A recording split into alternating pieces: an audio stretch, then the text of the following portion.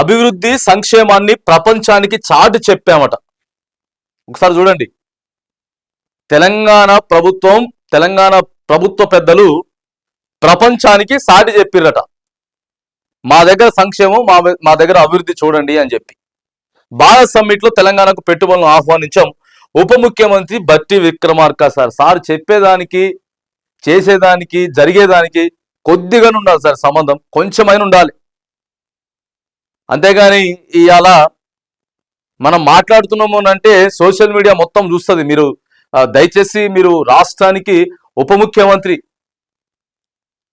So దేశం యావత్తు కూడా చూస్తుంది పొలిటీషియన్ ఏం మాట్లాడుతూ ఉన్నారు. మీరు ఒక మంచి పొలిటీషియన్ బట్టి విక్రమార్క గారు అని అంటే కాంగ్రెస్ పార్టీలో ఫస్ట్ వినపడేటటువంటి పేరే అది బట్టి.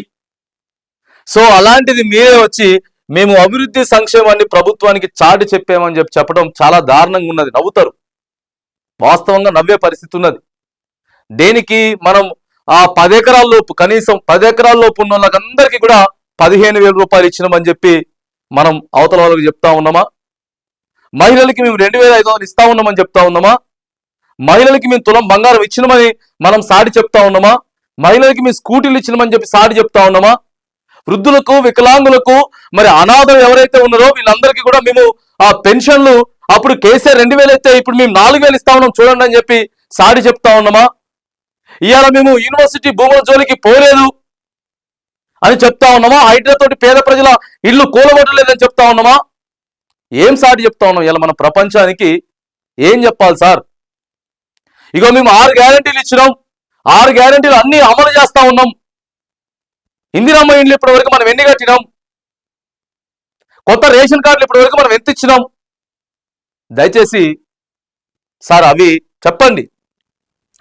ఇవన్నీ చేయకుండా సోషల్ మీడియా ఇలా హెచ్సి భూముల విషయంలో ఏం జరిగింది? ఆడ విద్యార్థులంతా కూడా దేశం యావత్తు ఉన్నారు విద్యార్థులు. ఇలా మొత్తం వెళ్ళిపోయింది కేంద్ర గవర్నమెంట్. మొన్న మోదీ మాట్లాడింది కదా, అక్కడ తెలంగాణ ప్రభుత్వం బుల్డోజర్ల ప్రభుత్వం అయిపోయింది, ఆడ చెట్లని మొత్తం కూలగొట్టేటటువంటి కూలగొట్టే ప్రభుత్వం అని చెప్పి మాట్లాడలేదా? ఇదే కాంగ్రెస్ పార్టీ అధిష్టానం రాష్ట్ర నాయకులకి చెప్పలేదా? ఎందుకు ఇష్టానుసారంగా చేస్తా ఉన్నారని చెప్పి చెప్పలేదా? మరి ఇట్లా ఇక్కడ ఇన్ని సమస్యలు పెట్టుకొని ఎట్లా మీరు డైవర్ట్ చేసేటటువంటి ప్రయత్నం చేస్తా ఉన్నారో అర్థం అయితలేదు. చూడండి, సారు అభివృద్ధి సంక్షేమాన్ని ప్రపంచానికి తెలంగాణ చాటి చెప్తా ఉందని చెప్పి చెప్తున్నారు. తెలంగాణలో జరుగుతున్న అభివృద్ధిని, సంక్షేమాన్ని భారత్ సమ్మిట్ వేదికగా ప్రపంచానికి చాటి చెప్పామంటూ ఉప ముఖ్యమంత్రి బట్టి విక్రమార్క తెలిపారు. శుక్రవారం నోవాటెల్ హోటల్లో మంత్రులు శ్రీధర్ బాబు, పొన్నం ప్రభాకర్, కేంద్ర మంత్రి మాజీ సల్మాన్ ఖుర్షిద్, పిసిసి అధ్యక్షుడు మహేష్ కుమార్ గౌడ్, భారత్ సమ్మిట్ కన్వీనర్ పుష్పరాజు మాట్లాడుతున్న బట్టి పక్కన సల్మాన్ ఖుర్షిద్, మహేష్ కుమార్ గౌడ్. సో ఇది చెప్పాలి, ఇది వాస్తవమేనా అనేది ఈడ మనం చెప్పటం కాదు, తెలంగాణ సమాజం చెప్పాలి. దాదాపుగా 4 కోట్ల మంది జనాభా ఉన్నటువంటి ఆ తెలంగాణ ప్రజలు మనం ప్రపంచంతోటే పోటీ పడుతున్నామా? ప్రపంచానికి సాటి చెప్తున్నామా?